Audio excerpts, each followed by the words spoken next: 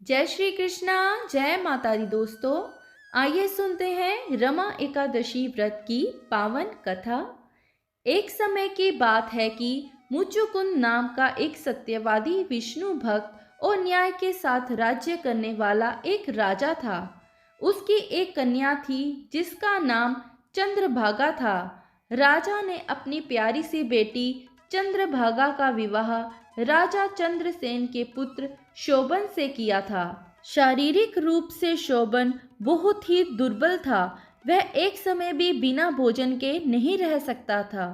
एक बार कार्तिक मास के दौरान शोभन ससुराल आया। उस दिन रमा एकादशी का व्रत था। राजा मुचुकुंद एकादशी का व्रत विधिवत तरीके से करते थे। इतना ही नहीं, उनकी प्रजा भी एकादशी के नियमों का अच्छी तरह से पालन करती थी। राजा ने घोषणा कर दी कि सभी लोग रमा एकादशी का व्रत नियम पूर्वक करेंगे।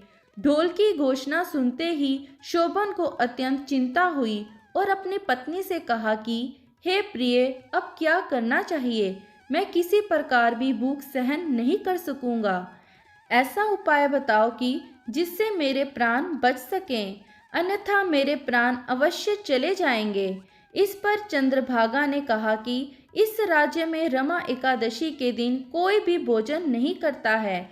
यदि आप व्रत नहीं कर सकते हैं तो दूसरी जगह चले जाएं। ऐसा सुनकर शोभन कहने लगा कि हे प्रिय, मैं अवश्य व्रत करूंगा। जो भाग्य में होगा वह देखा जाएगा। इस प्रकार से विचार कर शोभन ने व्रत रख लिया और वह भूख व प्यास से अत्यंत पीड़ित होने लगा। जब सूर्य नारायण अस्त हो गए और रात्रि को जागरण का समय आया, जो वैष्णवों के लिए अत्यंत हर्ष देने वाला था, परंतु शोभन के लिए अत्यंत दुखदायी हुआ। वह रात शोभन के लिए असहनीय थी।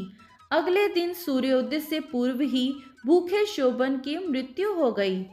ऐसे में राजा मुचुकुंद ने अपने दामाद शोभन का शव जल में प्रवाह कर दिया और अपनी बेटी को सती न होने का आदेश दिया। उसने बेटी से भगवान विष्णु पर आस्था रखने को कहा। पिता की आज्ञा मानकर बेटी ने व्रत को पूरा किया और अपने पिता के साथ रहने लगी।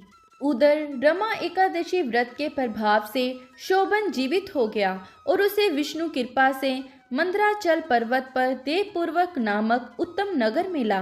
राजा शोभन के राज्य में स्वर्ण, मणियों, आभूषण की कोई कमी न थी।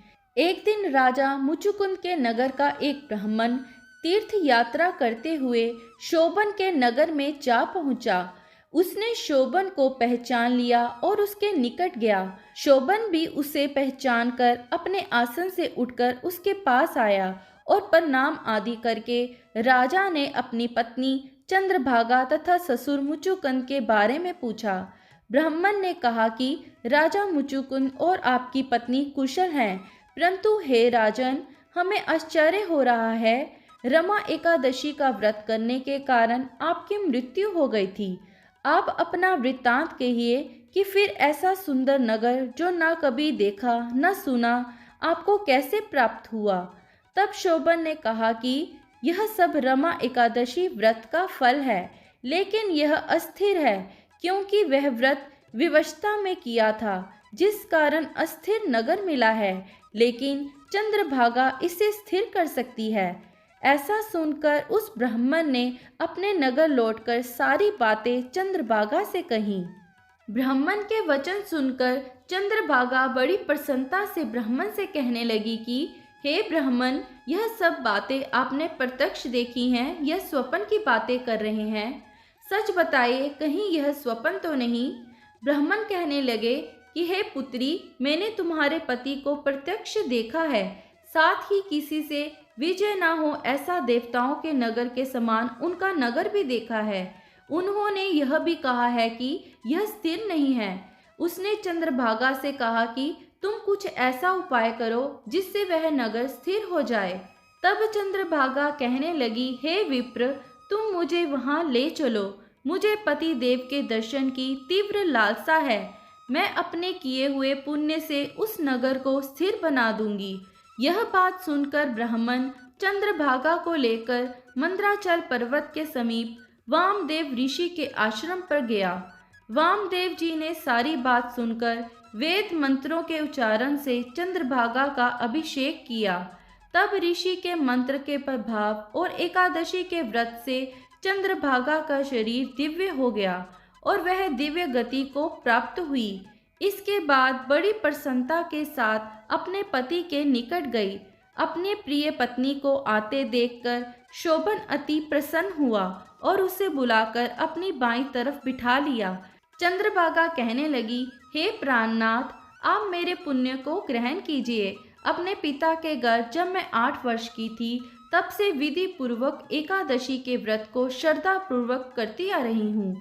इस पुण्य के प्रताप से आपका यह नगर स्थिर हो जाएगा तथा समस्त कर्मों से युक्त होकर प्रलय के अंत तक रहेगा।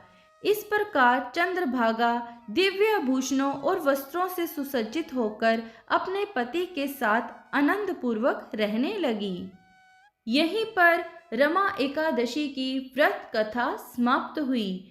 सभी बोलिए लक्ष्मी नारायण भगवान की जय। इसी तरह की धार्मिक कथाओं को सुनने के लिए हमारे चैनल प्रभु भक्ति को सब्सक्राइब करें और बेल नोटिफिकेशन को ऑन कर लें। इससे मेरी आने वाली वीडियो का नोटिफिकेशन आपको मिल जाएगा। आप सबका दिन शुभ रहे। धन्यवाद।